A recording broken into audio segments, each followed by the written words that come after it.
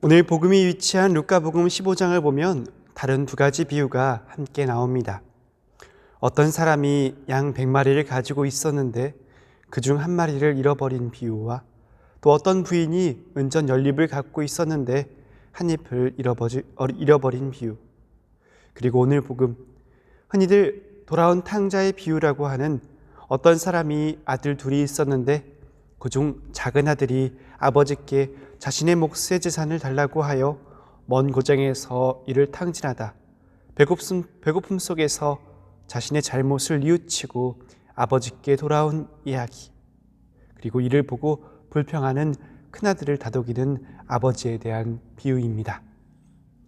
이 세 가지 비유의 공통점은 먼저 한 사람이 등장하고 그에게 소중한 무언가가 잃어버리거나 혹은 소중한 아들이 자신의 곁을 떠나게 돼서 잃어버린 것을 찾으려 노력하고 혹은 그를 기다리다가 그를 되찾은 뒤 기뻐하고 사람들을 모아 나와 함께 기뻐해 주십시오 라고 이야기한다는 것입니다.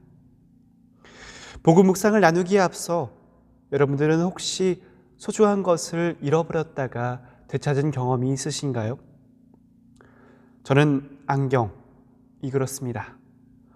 눈이 너무 안 좋다 보니 평소에 꼭 안경을 끼고 살지만 잠잘 때나 샤워할 때는 안경을 항상 벗어두는 자리에 놓아두곤 합니다. 그런데 가끔씩 제가 이것을 어디에 두었는지 까먹을 때가 있습니다. 혹시 너무 피곤할 경우에는 안경을 착용한 채 잠이 들었다가 다음날 찾으려고 한참을 헤매는 경우가 있습니다. 그러다 결국 어딘가에 놓여있던 안경을 발견하고 만세를 부르며 기뻐한 적이 한두 번이 아닙니다. 제 눈이 얼마나 나쁜지 모르는 다른 분들께서는 안경 하나에 무슨 대수냐 하실지도 모르겠지만 안경 없이는 여기 있는 이 원고조차 잊지 못하는 저에게 제가 가진 가장 물건 중에 가장 필요한 물건 1순위라고 하면 바로 안경입니다. 제가 잃어버렸던 안경을 되찾았던 것처럼 혹은 여러분들께서도 가지고 있었던 소중한 것을 잃어버렸다 되찾았다라면 정말 기뻐하고 즐거워하셨으리라 생각됩니다. 그런데 오늘 예수님께서는 무언가를 잃어버렸다 되찾았으면 기쁘다라는 이야기를 하기 위해 이 비유를 하셨을까요? 왜 이런 이야기를 하셨을까? 왜라고 한다면 조금 어려운 것 같으니 난이도를 조금 낮추겠습니다. 그렇다면 예수님께서는 누구에게 이 비유를 하셨을까요? 예수님을 둘러싼 두 그룹의 사람들이 있습니다.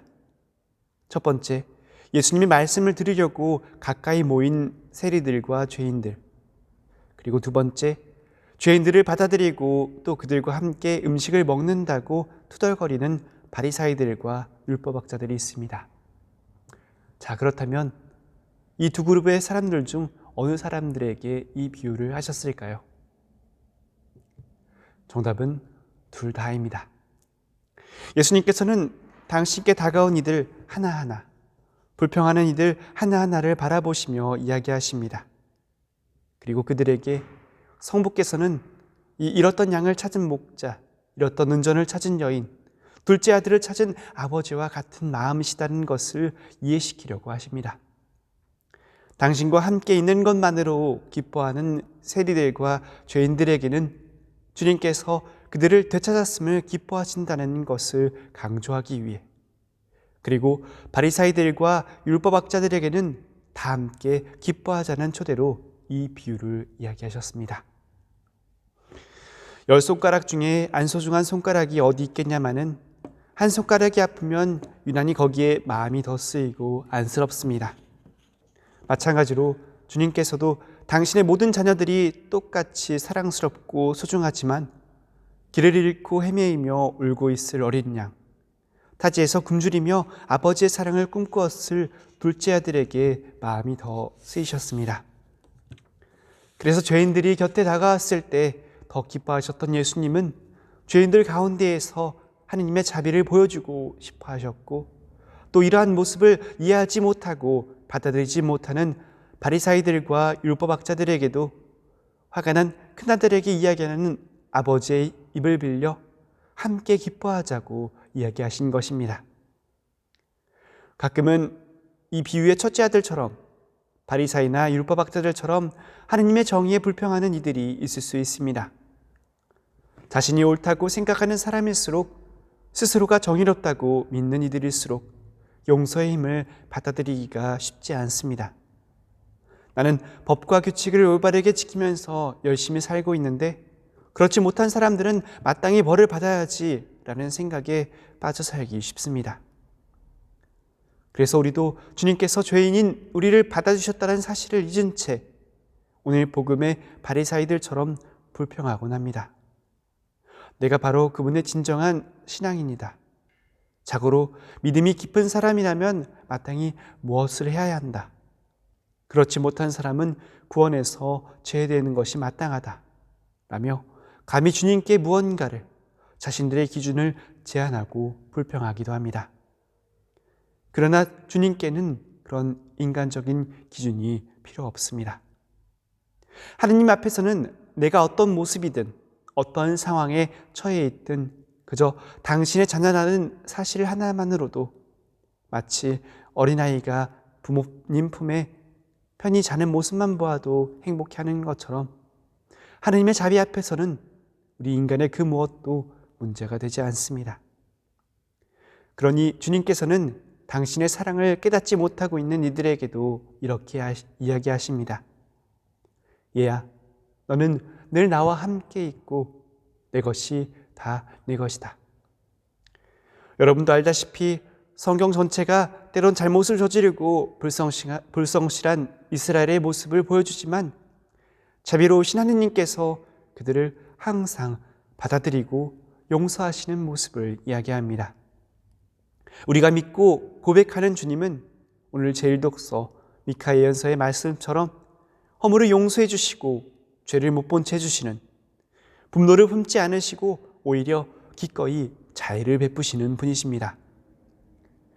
또 당신의 사랑을 이해하지 못한다고 내 이놈 하며 소리치지도 않으시고 그에 대한 불평도 하지 않으시며 단지 얘야, 내 아들아, 내 딸아 라고 맞이하시는 분이십니다.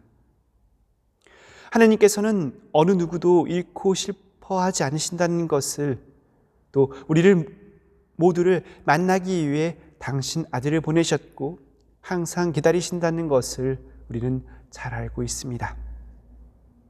주님께서는 어느 누구도 어둠에 빠져 억눌려 살길 원하지 않으십니다. 길 잃은 양처럼 홀로 슬퍼하고 누군가를 시기하고 자기 자신을 미워하기 바라지 않으십니다. 바쁘고 지친 일상생활 중에서 단 한 번이라도 하느님 아버지, 저 당신의 사랑스러운 자녀 요한입니다 라고 짧은 기도 한 번만으로도 주님께서는 잃었던 아들을 되찾았던 아버지보다 더 기뻐하십니다.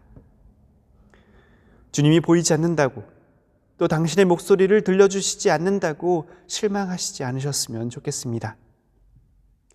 비록 이렇게 동영상을 통해서 여러분들에게 이야기할 수밖에 없지만 이렇게 제 목소리를 들어주시는 여러분들이 계시다는 것 자체만으로도 기뻐하는 이 이상으로 우리가 기도 중에 만나는 예수님께서는 더 크게 기뻐하신다는 것을 여러분도 함께 느끼셨으면 좋겠습니다.